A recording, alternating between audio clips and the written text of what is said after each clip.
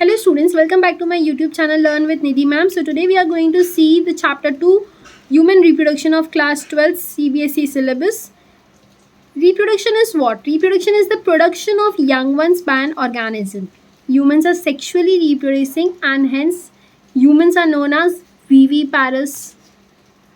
अगर जो offspring produce नहीं कर सकता, जो एग से ऑफस्प्रिंग प्रोड्यूस कर सकता है, मतलब डायरेक्टली नहीं कर सकता, वोम में रखकर जो एग ले करता है तो उनको कहा जाता है oviparous. Correct. So we are viviparous animals because we don't lay eggs, we keep the womb inside and inside the fetus develops and it gives rise to a new small baby. Human reproductive system में आप दो समझने वाले हैं आज, mail reproductive system and female reproductive system. So today in this part we are going to study about the male reproductive system. This is something that you all have seen the male reproductive system looks like. Okay. Male reproductive system has paired testes, accessory ducts, accessory glands, external genitalia जिसको penis कहा जाता है, which is protruding outward from the body. Okay. जो आपका accessory ducts है वो 4 structures बनाते हैं. नंबर 1 रेटिटेस्टिस, वासा इफ्रेंशिया, एपिडाइडामिस, वासा डिफरेंशिया. ओके. देन आपका जो एक्सेसरी ग्लैंड्स हैं वो बनाता है आपका 3 टाइप के ग्लैंड्स. प्रोस्ट्रेट ग्लैंड जो एक ही होता है, सेमाइनल वेसिकल्स 2 होते हैं, और काउपर्स ग्लैंड या जिसको बल्बो यूरेथ्रल ग्लैंड भी कहा जाता है, they are also 2 in number. तो आपको ये ध्यान में रखना है. प्रोस्टेट ग्लैंड कितना है? 1. सेमाइनल वेसिकल्स कितने होते हैं? 2. दोनों बाजू में होंगे. काउपर्स ग्लैंड्स अब हम लोग आगे देखेंगे डायग्राम में कैसे दिखते हैं ये ग्लैंड्स. काउपर्स ग्लैंड्स और बल्बो यूरेथ्रल ग्लैंड्स भी कितने होते हैं? 2. This is the paired testis. So what Vasa difference, this is diagram. Vasa difference ये लंबा वाला, उससे कनेक्टेड रहता है एपिडाइडामिस. अंदर वाला पार्ट इज योर टेस्टिस, और जो प्रोटेक्टेड स्ट्रक्चर है this is the scrotum. Scrotum में ही टेस्टिस ऐसे कैरी होता है. ओके. देन अगर ये वाली स्ट्रक्चर को आप ध्यान से, पहले हम लोग डायग्राम देख लेते हैं, डायग्राम में क्या क्या चीज़ आपको दिखाई दे रहा है. This is the testis. Superficial inguinal ring करके कुछ तो है. Then peritoneal bulge. Okay. Peritoneal peritoneum, interior epigastric vessels, deep inguinal ring, extra peritoneal fascia. यहाँ पे कुछ आपको स्ट्रक्चर दिख रहा है. Testes. Testes is plural. Okay. Testis is singular. Seminiferous tubules के अंदर प्रेजेंट होता है आपके स्पर्म्स. हम लोग आगे देखेंगे उसके क्या क्या फंक्शंस हैं. This is what the एपिडाइडामिस in detail. ये आपका ओवरव्यू था स्ट्रक्चर का, ये आपको और डिटेल में पता चल रहा है. This is the scrotum, the same thing which you see in the first diagram. और this is the sperm duct, blue colour का region. Okay. So paired testis, primary sex organs that produce sperms and testosterone को बोलते हैं paired testis. Testes are formed within the abdomen soon after the birth at the 8th month of pregnancy. They descend into the scrotal sac or scrotum through the inguinal canal. अभी यहाँ का temperature कितना maintain होना चाहिए? The low temperature 2 to 2.5 degree Celsius, less than the body temperature. इसीलिए आपका जो this paired testis होता है वो थोड़ा बाहर की तरफ होता है. Of scrotum helps for proper functioning of the testis for spermatogenesis. Spermatogenesis, formation of sperms. Okay. Each testis is oval in shape. हमने देखा था पिछले स्लाइड में. लेंथ उसका कितना रहता है? 4.5 सेंटीमीटर लंबा, चौड़ा 2 to 3 सेंटीमीटर चौड़ा रहेगा. Each testis has about 250 testicular lobules. Each lobule contains 1 to 3 seminiferous tubules. Tubules से coiled structures होते हैं. Seminiferous tubule is lined internally with spermatogenic cells, जिसमें स्पर्मेटोगोनिया और मेल जर्म सेल्स प्रेजेंट होते हैं, and sertoli cells help in for supporting, nourishment provide करता है किसको, डेवलपिंग स्पर्म्स को. Okay, sertoli cells give shape and nourishment to the developing spermatogonia. Okay, यहाँ पे थोड़ा सा स्ट्रक्चर देख लेते हैं. ये आपको diagrammatic representation, this is the diagrammatic representation of seminiferous tubules.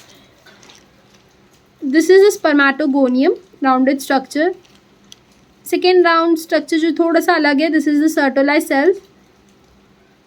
Primary spermatocyte, secondary spermatocyte, then comes the spermatid, और स्पर्मेटिड को पूंछ बन जाता है, वो बन जाता है आपका स्पर्मेटोजोआ. ओके,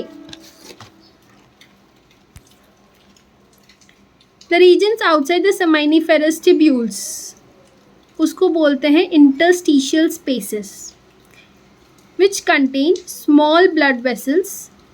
अभी हम डायग्राम में पहले देखते हैं.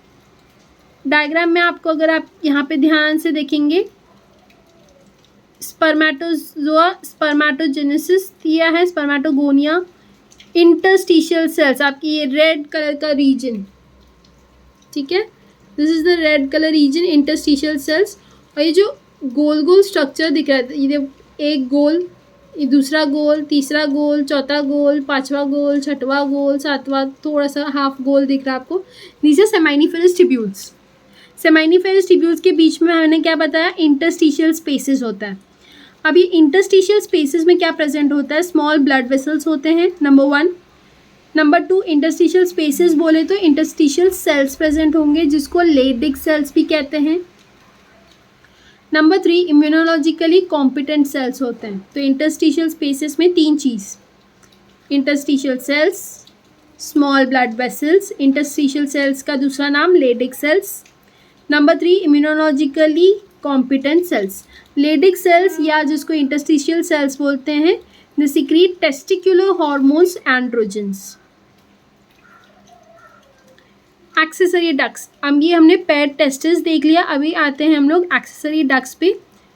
Accessory ducts contain some things like retitestis, irregular cavities, vasa efferentia, series of fine tubules, epididymis which stores the sperms for temporary basis, थोड़े समय के लिए स्टोर करके रखेगा.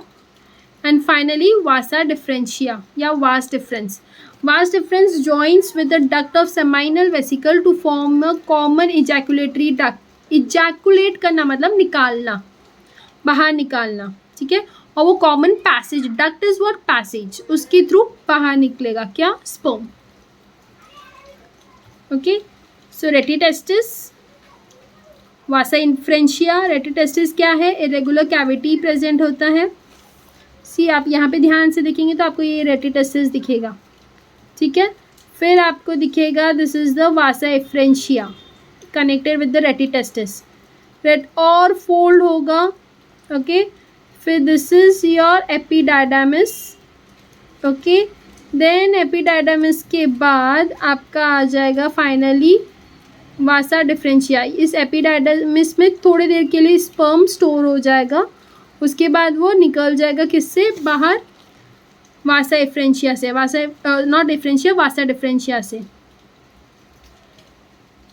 Conduction of sperms, conduction of sperm मतलब स्पर्म का passage through accessory ducts कैसे होता है. सेमाइनिफेरस ट्यूब्यूल से जाएगा रेटिटेस्टिस, रेटिटेस्टिस से वासा एफ्रेंशिया, वासा एफ्रेंशिया से एपिडायडामिस, एपिडायडामिस से वासा डिफरेंशिया. यहाँ तक तो हम लोग ने देख लिया था. वासा डिफरेंशिया से होते हुए वो पहुँचेगा कहाँ, common ejaculatory duct. This was the last sentence of the previous slide, correct. Common ejaculatory duct से होते हुए वो पहुँचेगा यूरेथ्रा के पास, यूरेथ्रा से होते हुए पहुँचेगा यूरेथ्रल मीटस में. Okay, this is the urethral meatus. Again seminiferous tubule से होते हुए रेटिटेस्टिस, रेटिटेस्टिस से होते हुए वासा एफ्रेंशिया, वासा एफ्रेंशिया से होते हुए एपिडायडामिस में थोड़ी देर स्टोर हो जाएगा. उससे होते हुए this is the Vasa differentia, ठीक है, ये लंबा वाला जो आपको ट्यूब लाइक स्ट्रक्चर दिख रहा है ऊपर जा रहा है, कनेक्ट हो रहा है, वासा डिफरेंशिया से होते हुए वो कॉमन इजैकुलेटरी डक्ट में पास होगा, उससे होते हुए ये यूरेथ्रा में आएगा, यूरेथ्रा से पास होते होते वो निकल जाएगा किसके बाहर, यूरेथ्रल मीटस से बाहर। The urethra receives the ducts of prostate and Cowper's glands and passes through the penis. Prostate gland जो है आपका और काउपर्स ग्लैंड या जिसको बल्बो यूरेथ्रल ग्लैंड बोलते हैं, सी यहाँ पे प्रेजेंट होता है, इसमें भी जो ग्लैंड सिक्रीट करेगा वहाँ से पास होते होते वो पेनिस के थ्रू पास हो जाएगा, ठीक है। Next, accessory glands include a pair of seminal vesicles, a prostate gland, a pair of Cowper's gland or bulbourethral gland. Their collective secretion is called seminal plasma. It is rich in fructose. Fructose मतलब simplest form of sugar, calcium and enzyme. seminal plasma अगर किसी ने पूछ लिया क्या होता है तो वो कॉम्बिनेशन, नॉट seminal plasma, सीमेन क्या होता है, तो it's a combination of seminal plasma and sperm, okay. और सेमाइनल प्लाज्मा अगर किसी ने पूछ लिया तो इट्स अ कलेक्टिव सिक्रीशन, किसका कलेक्टिव सिक्रीशन, तीनों ग्लैंड का, seminal vesicle gland, prostate gland and bulbourethral gland जिसको काउपर्स ग्लैंड भी बोलते हैं। तो ये थोड़ा चीज़ आपको, कॉम्बिनेशंस आपको ध्यान में रखना है। Seminal plasma all the three gland का सिक्रीशन, ठीक है, कलेक्टिव सिक्रीशन को बोलते हैं। सीमेन किसको बोलते हैं, वो कलेक्टिव सिक्रीशन जो सेमाइनल प्लाज्मा हुआ उसके साथ स्पर्म भी जो बाहर निकलता है उसको सीमेन कहा जाता है, ठीक है। Functions of seminal plasma, seminal plasma again I am recollecting, किस, तीनों ग्लैंड का collective secretion, seminal vesicle, prostate gland, bulbourethral gland, okay, और काउपर्स ग्लैंड जिसको बोलते हैं, वो तीनों का जो सिक्रीशन आ रहा है उसकी कलेक्टिवली उसको वो कहा जाता है, कलेक्टिव सिक्रीशन को सेमाइनल प्लाज्मा। अब उसका फंक्शन क्या है, वो सिक्रीशन ना स्पर्म को ट्रांसपोर्ट होने में, पेनिस से बाहर निकलने में हेल्प करता है, नंबर 1।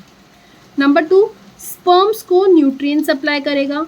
नंबर 3, अल्कलिनिटी नेचर बनाएगा वो पैसेज में, अल्कलाइन करेगा, ठीक है, to counteract acidity of the uterus, because uterus में एसिडिक कंडीशन होगा तो वो यहाँ पे काउंटर एक्ट करने के लिए ये वाले पैसेज को अल्कलाइन बनाएगा, ठीक है। Number 4, function, secretion of the Cowper's gland lubricate the penis. Lubricate मतलब पेनिस के थ्रू स्लिपरी एकदम मोशन क्रिएट करेगा, मतलब सड़क से नीचे चला जाए पेनिस के थ्रू, कहीं पे भी अटके नहीं। लुब्रिकेट करना मतलब अगर आपकी ज़मीन पे, यहाँ पे अगर घर पे किसी ने ऑयल डाल दिया हो और आपको ध्यान नहीं है तो क्या होगा, आप स्लिप हो जाएंगे तुरंत, ठीक है। तो ये काउपर्स ग्लैंड का जो सिक्रीशन होता है वो पेनिस को थोड़ा लुब्रिकेट कर देता है, चिकनाहट कर देता है। चिकनेपन से क्या होगा, जो स्पर्म होगा वो स्लाइड होते हुए बाहर निकलेगा, कहीं पे भी फंसेगा नहीं। Secretion of epididymis, vasa deferens, seminal vesicle and prostate help for maturation and motility of sperms. Epididymis का secretion, vasa deferens का secretion, seminal vesicle और prostate gland का secretion क्या करता है, sperm की motility, movement को और sperm को mature होने में help करता है। अच्छा, कोई मुझे बता सकता है ये पार्ट मेल के केस में बाहर क्यों रहता है, ये पार्ट अंदर क्यों नहीं रहता?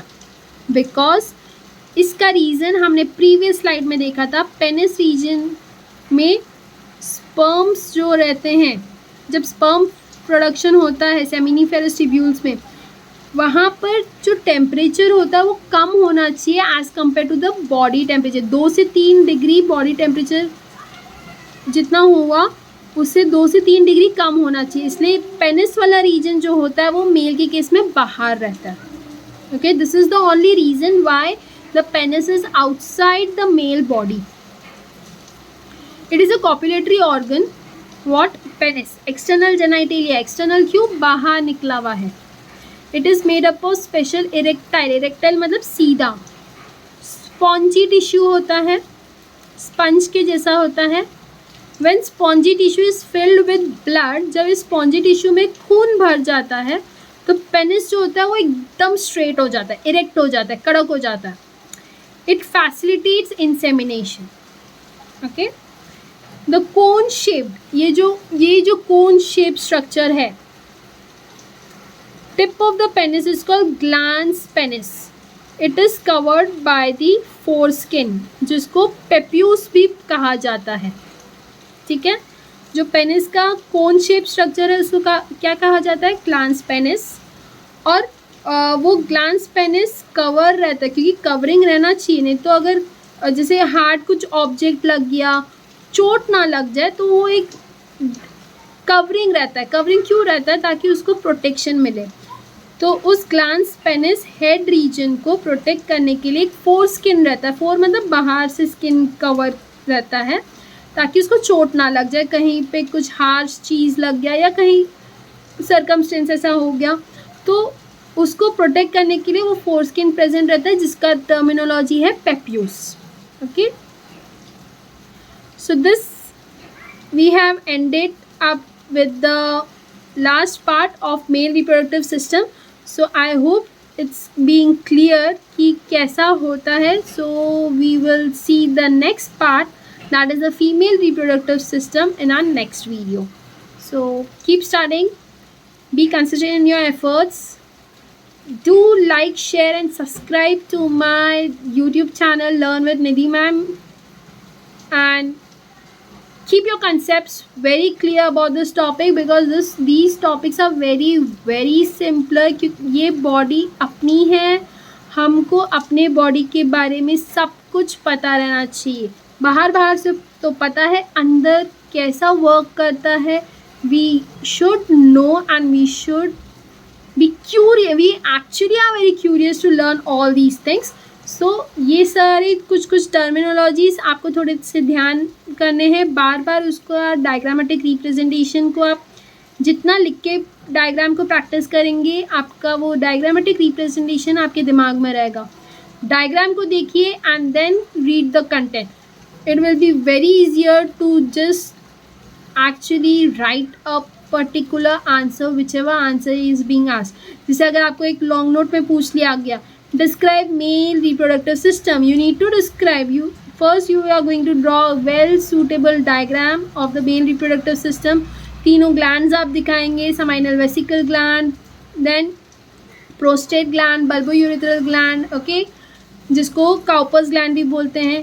देन सेमिनिफेरस ट्यूब्यूल से होते हुए रेटिटेस्टिस से वासा डिफरेंशिया से then tell me vasa efferentia urethral meatus से होते हुए बाहर, फिर वो secretions, all the three secretions is known as the seminal plasma. Seminal plasma और स्पर्म दोनों को मिलाकर हम बोलते हैं सीमेन। सीमेन आपने अक्सर सुना है क्राइम पेट्रोल में, अगर पैटर्नल थिंग को पता लगा जाए कि कौन इसके फादर है, तो वो सीमेन से तुरंत पता लग जाता है। सो सीमेन अगर किसी ने पूछा क्या होता है, इट is a combination of seminal plasma and the sperm. Sperm तो सबको पता है, करेक्ट। सेमाइनल प्लाज्मा अगर पूछ लिया तो सेमाइनल प्लाज्मा कलेक्टिव सिक्रीशन होता है ऑल द थ्री ग्लैंड्स का। ऐसे ही कुछ आपके स्मॉल क्वेश्चंस बनेंगे, लॉन्ग क्वेश्चंस बनेंगे। We are going to discuss the MCQs as well, so be in touch. चलो बाय बाय, टेक केयर।